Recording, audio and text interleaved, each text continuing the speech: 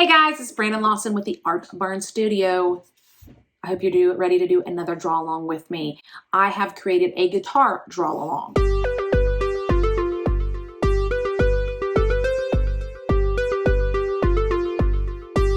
Guitars are a fun thing to draw.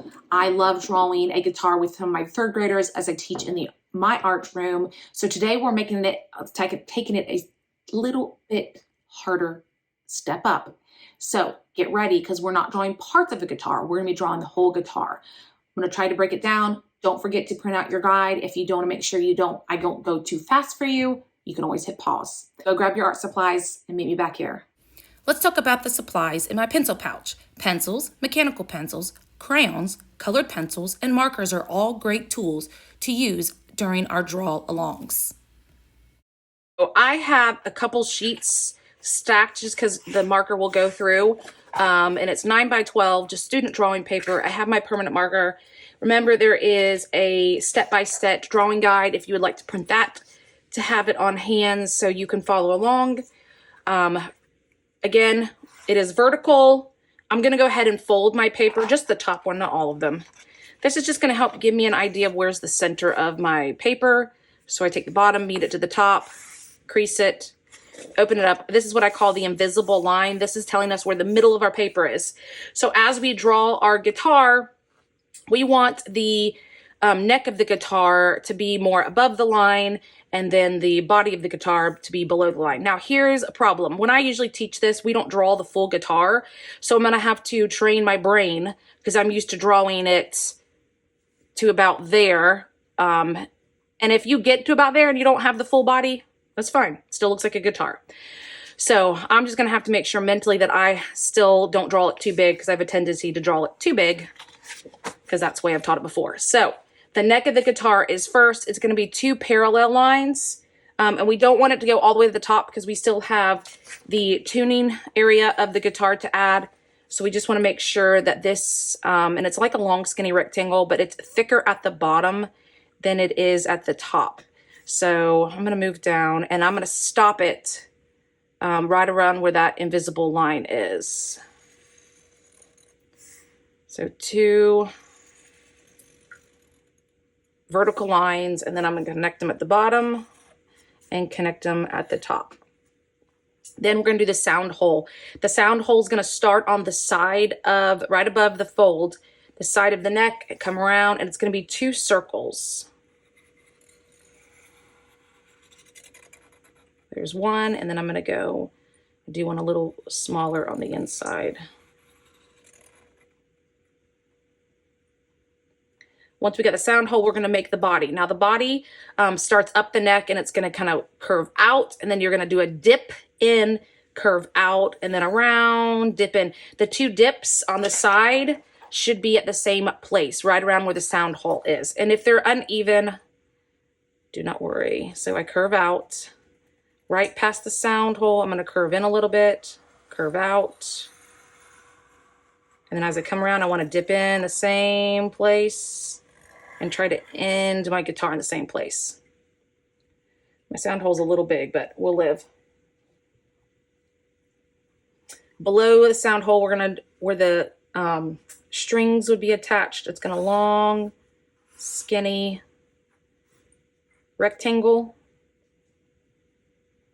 And then coming off that, it's really hard to see. There's these little squares. So it's 2 lines down, connect it.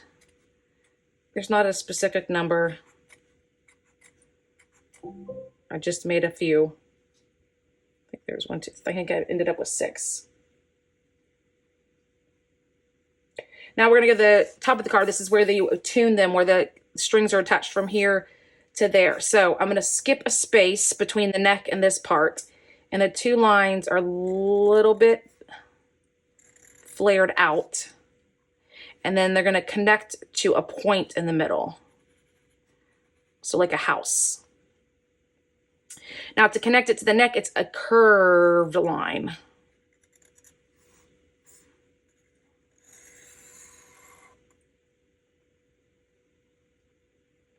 There are 3 circles here on each side. I'm trying to make them as symmetrical as possible. And then the little tuning, that the string is wrapped around this little thing. So to tune it, there's a little key right here. So there's 2 lines out where every circle is. And then you're going to connect it with a rectangle.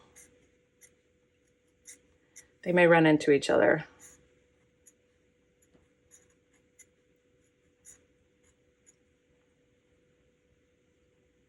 Now, that's all the little details. Now, the hardest part is getting the string from the circle down here. Now, 6 strings is what we're going for. I don't know if that's how many strings are in an actual guitar. I don't care. But I'm going to try my best to get 6. If you don't, then no worries. So I'm going to start this bottom circle, and I'm going to draw a line till I hit this part. Go to the next circle. Again, 3 on this side. And notice the first circle, I always try to get as close on that side, and then I go around it. And the guitar, I notice, is a little wonky. There we go. I believe we have all the details of our guitar. Okay, down here, we're going to add 2 little lines. A line here and a line here. So I hope you've got all your parts. Again, I'm going to take my marker and quickly outline the outside of the guitar just to make it a little bit thicker line. Here's one detail I didn't add to my drawing, but let's make this where it's a little bit 3-dimensional, so not so flat. So this is what we do with the guitar that I teach in my classroom. We're going to start on one side. We're just doing this on one side of your guitar. We're not doing it to both.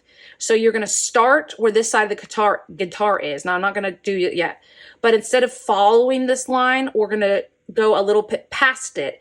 Once we're a little bit past it, then we're going to follow and copy the line. So again, start with this one. I move out a little bit. Notice it's just a little bit out. Then I'm going to follow the curve, and then I'm going to connect it back to this line. Again, it's the side of the guitar because it gives a little bit more shape. Now, here's another fun detail you can add, maybe music notes coming off of it or anything musical that you would like to add. I'm just going to stop there. So I'm going to go ahead and make sure my marker is closed. Put this away, and then I'm going to add what I'm going to jump to what I'm adding for color. I think today I'm going to use my markers, Crayola. So I got my brown for the guitar.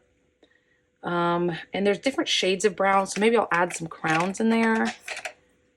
Maybe just grab a couple different shades. Oh my goodness, didn't realize how many browns I have. Just because I want the edge of the guitar and the neck of the guitar to be a different shade. The sound hole is a black. I don't want to use black because my strings are black. So I'm going to use a black crown and then shade it lightly. And then this part of the sound hole is white. That's going to stay there. I'm not quite sure what I'll do the background. So go grab your coloring tools, figure out what colors you're doing. And remember, it doesn't have to be a brown guitar. There are guitars in many different colors. So add whatever color guitar you would like to add.